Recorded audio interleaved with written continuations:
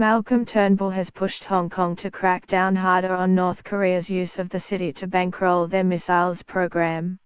The Prime Minister also signalled Australia's concerns about the erosion of Hong Kong's autonomy during a visit to the Chinese territory on Sunday, saying he valued an independent judiciary.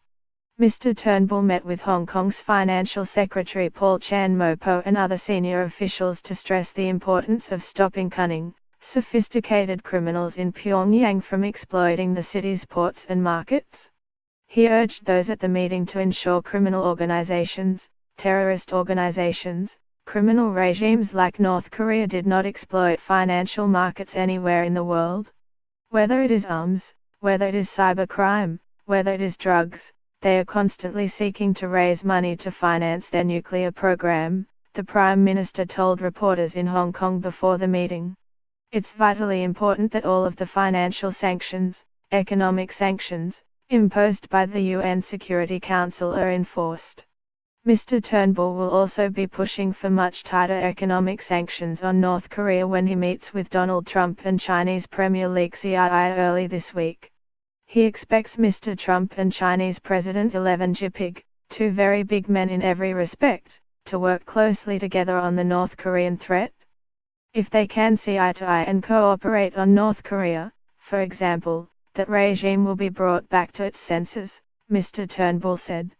He added that the Chinese were as frustrated with North Korea's conduct as everybody else, but did not want to see the regime fall.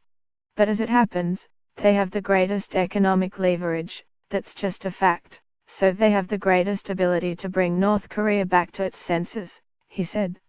Mr. Turnbull will also push Beijing to maintain Hong Kong's autonomy.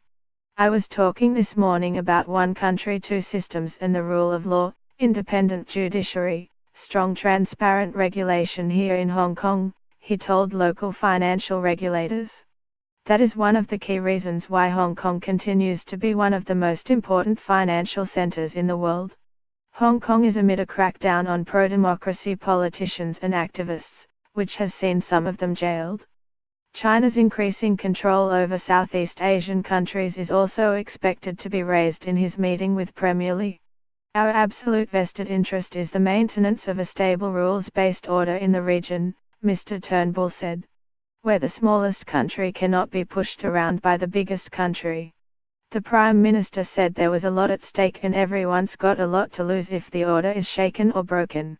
Before the meeting with regulators, he had a discussion with Australian and Hong Kong business leaders, including from Macquarie Bank and the Li Ka-shing Foundation. Mr. Turnbull is also meeting Australian expatriates and Hong Kong Chief Executive Carrie Lam on Sunday, before flying to Manila for the East Asia Summit. Copyright AAP 2017.